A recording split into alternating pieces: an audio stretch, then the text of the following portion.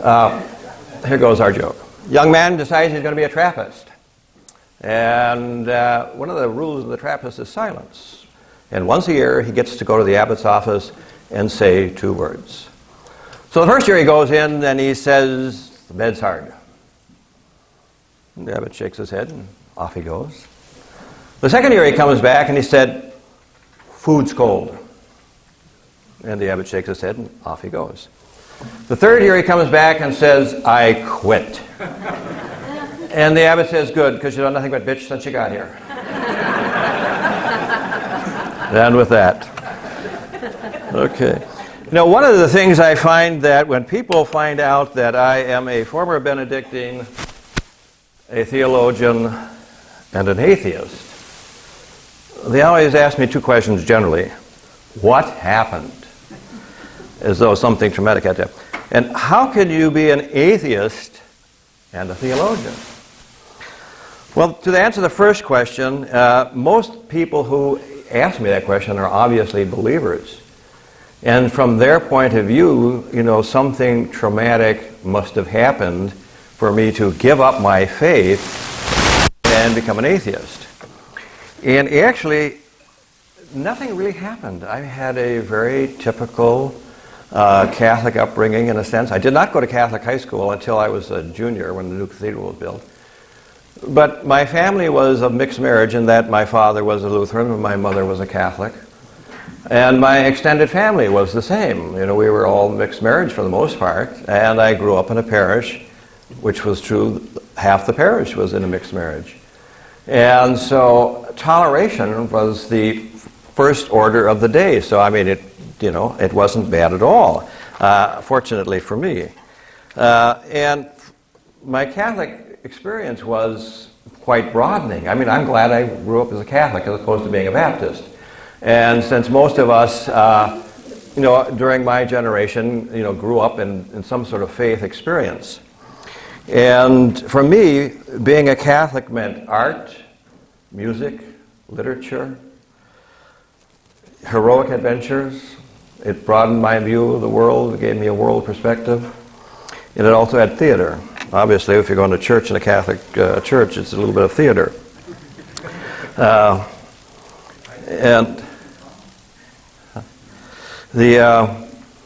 And we were fortunate in that we had the same priest for 18 years, and the nuns were kind. And so none of that seemed to, have entered into it. But once I entered into theological studies, well, then life was a little bit different, because that was my road to atheism. I often say getting a degree in theology is not always conducive to faith. And so for me, what I did was I began dealing with the scriptures as literature. And so it sort of demystifies the whole thing. And suddenly you began to realize that if you treat that as literature, and you treat literature as a kind of an archaeological dig, what you find is that you can go through and you can start plucking out shards of things that do not necessarily deal with the divine, Jesus. So as I plucked those out, I began to encounter a very Jewish apocalyptic preacher who came preaching the kingdom of heaven. And by that I don't mean some airy-fairy thing in the sky, but that he was expecting something to happen in time and space. And what he was expecting was that God's justice would come into the world. Now he's living in a world ruled by the Romans. And so this has an appealing aspect to it. And one of the stories that I find most interesting, because it's the one that preachers often get wrong in my estimation, is the story of the talents. I mean, not the talents, but the paying of the tax. And the question is it legal to pay the tax to Caesar? And then the question is, well, what are you going to pay him with? And the answer is, well, with these coins with Caesar's name on them. And then he responds by saying, render unto Caesar the things that are Caesar's, and to God the things that are God's. And, well, what is God's, actually? I mean, if you were a first century, nowadays it would be something in heaven. The preachers always say, oh, it's heaven, and, there's mammon, and there's God stuff. Well, if you were a first century Jew, you would understand that that meant really that all that's the earth and everything in it belongs to God, and in particular, Israel. So really what's being asked in that statement is, okay guys, why don't you move on? Why don't you leave? And you can see where that could get a guy in deep trouble. So what you find is that eventually he gets himself crucified. And not only is he an apocalyptic preacher, but he's also a devout Jew. He didn't come to preach to Gentiles, so all those Gentiles who were out there expecting him to preach to them, that's not why he came. He came to talk to the land of Israel. This was their message. This was their God. And the question then becomes, if he was an ordinary Jew who gets himself crucified, and if his followers, who really were his close disciples, didn't believe he was a Jew, a God, if they didn't see his divinity and they really saw the message that God was going to break in. In fact, by the 4th century, this little remnant of believers ends up being called heretics. And for me, that was kind of the question then, well, how is it that the messenger becomes the message? And for me, that study raised the question that if the messenger is now the message, what does this message do for the rest of the world, and how did it impact the Western society? So a lot of my studies, apologize for that. So that was my lead into that. So the questions that I've asked ever since is that, how did that happen? What has the impact been, and how does it affect us today? Because obviously it is affecting us today. Or otherwise we wouldn't be asking for freedom from religion. The other aspect that I looked at was that if God and religion, and I always like to say religion and God, obviously I didn't do that very well. It's God calling, yes, by Jiminy it is. I got his number. Let's see if I can get this turned off. There we go. Okay, sorry about that. So the question becomes for me, a broader question, if God and religion are a human construct, then what need did religion meet? Why did we feel the need to create religion? And more importantly, did it have some evolutionary benefit? Because we find religion in almost all cultures of the world. And so one of the things that it did do, and does do, is that it gives you a cohesiveness to a society. And in primitive societies, especially egalitarian societies, now one would expect that religion would come out of a hierarchical situation, but it does not.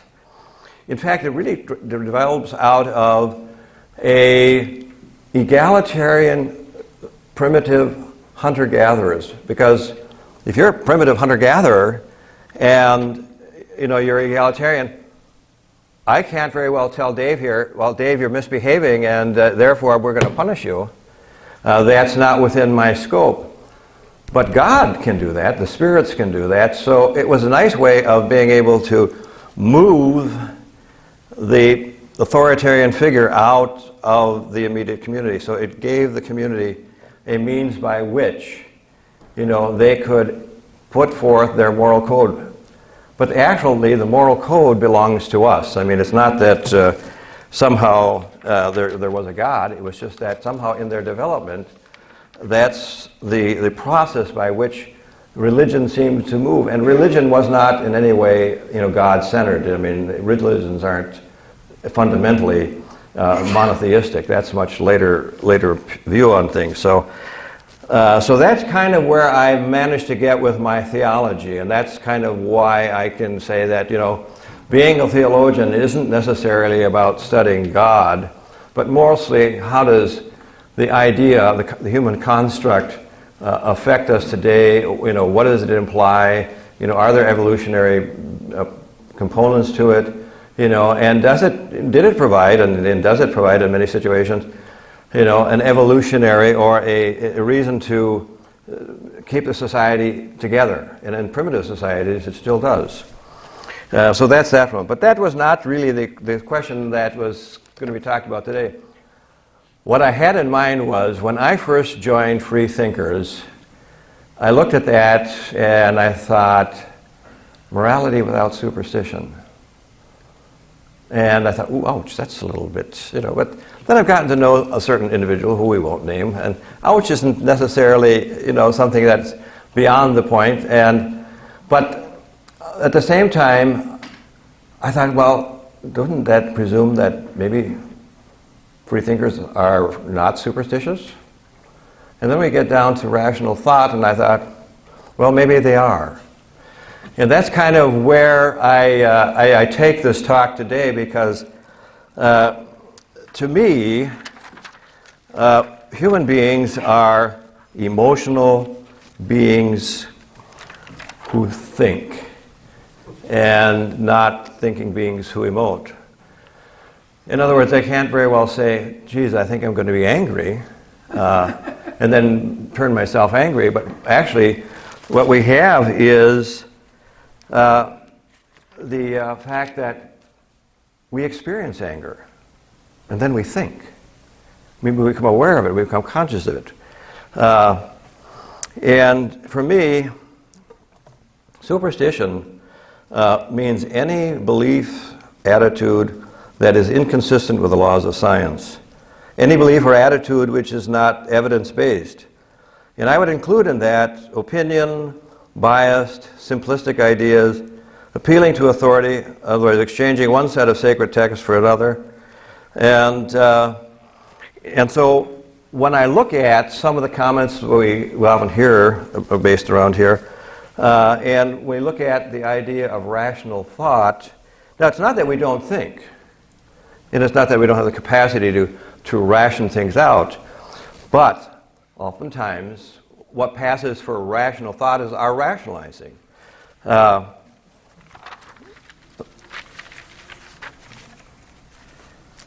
Okay.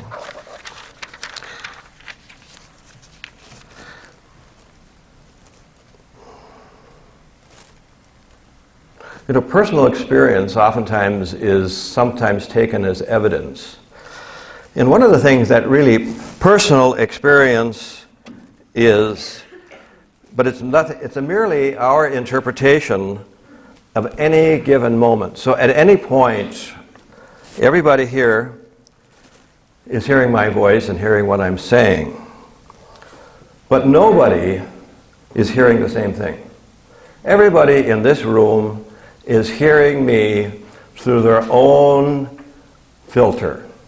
You all walk in here with your own set of experiences, your own set of expectations, and your own ideas about maybe what I'm going to say. That's going to determine what actually you're hearing. It may not have anything to do with what I'm saying, even though you're hearing the same words. And as long as we have mammalian brains and prefrontal cortexes, we are having an emotional response to every word that we hear. And we have that, before I finish talking, you're having some sort of reaction that you're not even aware of. And so even when we decide to make a decision, we're kind of doing that on an interpretive basis. We're getting, our thought comes in, we don't even recognize what we're saying, what we've heard, and already we're making automatic, unconscious judgments, often embedded attitudes below our level of consciousness, which shape our attitudes towards others and the situation we find ourselves in. When meeting someone, we form impressions even before we begin speaking to them. We observe their race, their sex, their age, and once perceived, we make automatic connections to our internal stereotypes. We make snap judgments based on minimal information, and we do this for a reason. I mean, there's a real reason we do this. It's to determine friend or foe. In an evolutionary system, no, we're lucky. We live in a world where those are not obvious. But if you were living in the jungle somewhere, and suddenly you came upon a group of men who you had not seen before, or at least you weren't sure, you want to make sure quickly, are these guys friendly or are these guys going to be foe? Because everything that's going to happen thereafter is going to affect whether you're going to live or die. So our brains exist for that purpose. Our brains exist for our survival. And it's not just our brain. We got three brains. We've got our lizard brain, we've got our mammalian brain, we've got our human brain. And they're all, they're due to our evolution. And in that brain, we also, our human brain really is the result of our own socialization. We grow out of primates, and we're related to other social animals at that mammalian level. But at our human level, that part of our brain really comes along as a result of our interacting with one another. We have to be able to recognize, what our response is going to be to running into somebody, to have some way to kind of navigate that world, and our brain basically evolves, our human brain basically evolves as the result of interacting with not only the world it's in, but also interacting with each other. For example, if I see a shadow, and I'm out in out in the savannah, and I'm not in the city of Duluth, and I'm a hunter-gatherer, I'm not going to stand there and reason, well, is this tiger? Has it got long tail and big mane and big claws? No, I'm going to head for the nearest tree. I am going to get up that tree as fast as I can, because if I don't get up that tree, I'm going to be on the menu. In fact, I will be the menu. And so there's a reason, that our brain works the way it does. In fact, it's when we're up there actually safely in that tree that we might be able to then rationalize or figure out what actually was, and did I get the right thing? Oh, did I goof? I was a little, overzealous on that one. But, that is how the brain works. It definitely, we're doing something very quickly. Another example that I want to use for how we react emotionally, long before we figure out what it is we're really thinking about, is when we experience injustice, our immediate reaction is anger and hurt. I don't say to myself, oh, that was injustice, I think maybe I should get angry. It's a gut reaction. We immediately hit on that, and we definitely have a physical response to that. And then we think it out. When I say that, we're thinking, emotional beings who think, I'm not suggesting that we don't think. I'm just suggesting the way in which we do it is far different than what most people assume. And of course, when I think of rational thought, it always sort of implies to me that that's what we're doing first. But everybody in this room, and myself included, even when I think I'm thinking rationally, I'm not always sure that I'm thinking rationally, because I can't tell how many other triggers have gone on in my brain that bring me to the thought that I'm thinking at the given moment. Even children, recognize injustice before they can verbalize it. It's one thing that's just built into us. And I think it's another example which, to me, leads one in the direction that we are emotional beings who think. Okay.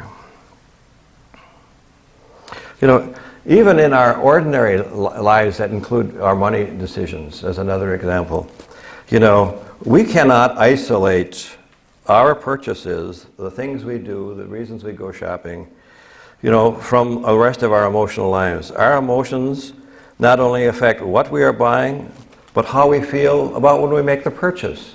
And depending on the state of mind we're in when we make the purchase, will determine how I'm going to feel about the purchase. Am I going to feel like, I'm giving this, I don't let go of this, or I'm doing it with a sense of, I'm glad to do this. But those are not necessarily rational. We think that we're doing rational things with our money, but oftentimes, even with our money, we don't do rational things. The stock market's another good one. If you want to talk about irrationality, I would say the stock market really ranks right up there. You know, if you've ever encountered anybody who's ever had a brain injury that affects their ability to deal with their emotions, oftentimes what you find is these people are very logical. I mean, they're almost scary when they're logical. And but the problem is that what they lack, oftentimes due to those injuries, is they oftentimes lack a sense of risk. You know, they can't make good judgments risk-wise. And the other thing they can't do is they have a difficult time understanding other people's motivations. So when they're in relationships, you know, they can be very logical. And if you're on the receiving end of it, it's like, you know, they're as cold as ice. You know, so the fact that, you know, without our emotions, without that play, you know, we kind of lose something in the process.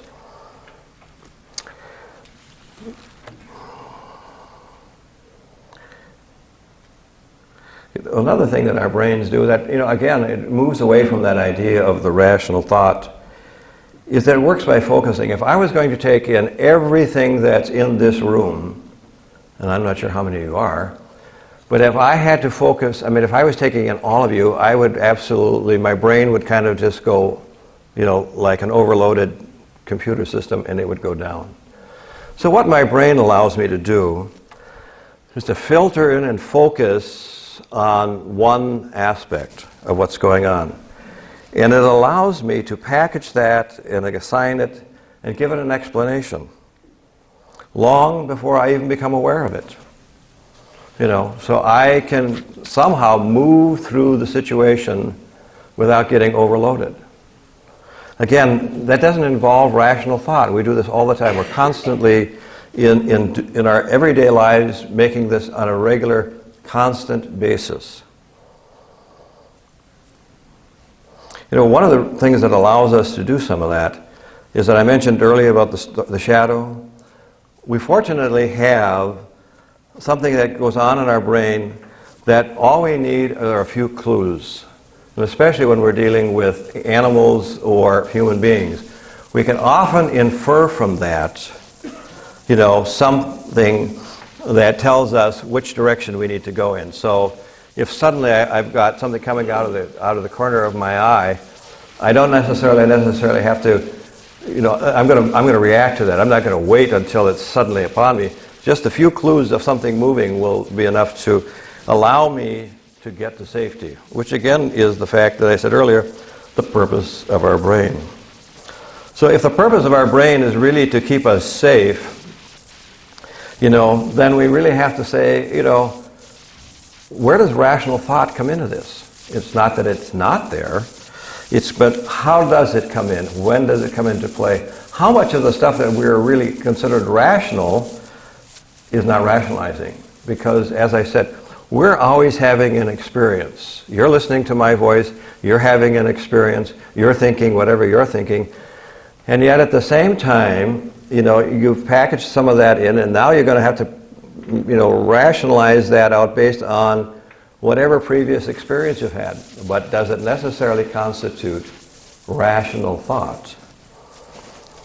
So at what point does rational thought distinguish itself from rationalization? Having said that,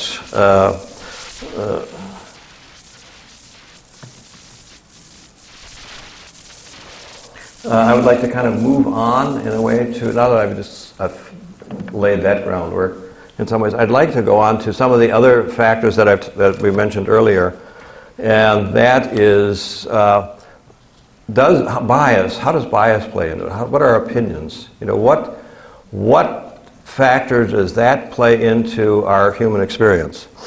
And also, I guess the question is, I'm not really sure what morality without superstition really means.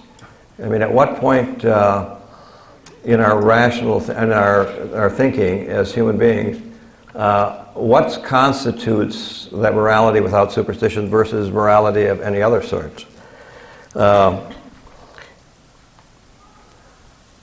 one of the things I want to, that sometimes gets mentioned around here is that we shouldn't give believers a pass. Well, then should we give ourselves a pass? I mean, when we confuse bias and opinion for fact, should we not challenge that? So I'm leaving myself open for all kinds of challenges today. One example I want to use is the example that I hear often quoted is that if we got rid of religion, we would get rid of war. Now, really? I mean, we've been a country for 300 years, and we have fought 14 wars, and I don't know any of them are religious wars. In fact, I'm not even sure that religion is the cause of war. Religion is a factor in war. We oftentimes, I think as free thinkers, oftentimes I hear a lot of blaming religion for wars, when in fact, it may be a factor, but part of the factor is that religion, like language, race, ethnicity, all contribute to identifying us and them. And for me, it is the us and them that is the important factor. We will generally form groups. We are a group here. We tend to find ourselves constantly reshuffling the groups that we are in. Oftentimes groups are about 150 people. We can have closer friends with 12. But as human beings, we are always dividing ourselves into us and them. Sometimes the us in a modern world is a little bit more diffuse than it would be in a small relationship on Papua New Guinea, for example. But even in Papua New Guinea, people divide into us and them. And in fact, they have 600 languages on Papua New Guinea. So if you want to talk about dividing, then you've really got some division going on. But I would say that if we want to talk intelligently about war, for example, or the role of religion in it, I think we need to really look at the greater cause. Using the current Middle East problem as an example, we oftentimes, and the media does it particularly well, we single-mindedly blame religion. And, we are doing so to confirm our belief that religion is bad, and because the evidence doesn't really support that. The great majority of the 900 Al-Qaeda operatives studied were part of a warm family, well-educated, married with children, and they tended to study, of all things, not religion, but science. So if the so-called terrorists were not studying religion, and they were studying science, then how did we end up with this so-called religious war? Now, obviously, they come from a Muslim, background, but the reasons for doing that had nothing to do necessarily with their war, with their religion.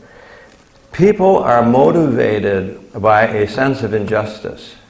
And when I find myself in a sense of injustice, I respond to it.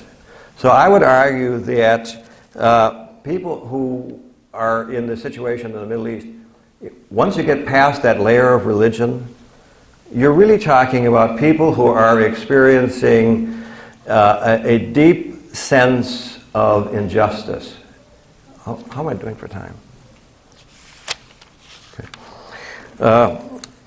So if we eliminate religion, will we eliminate that sense of injustice?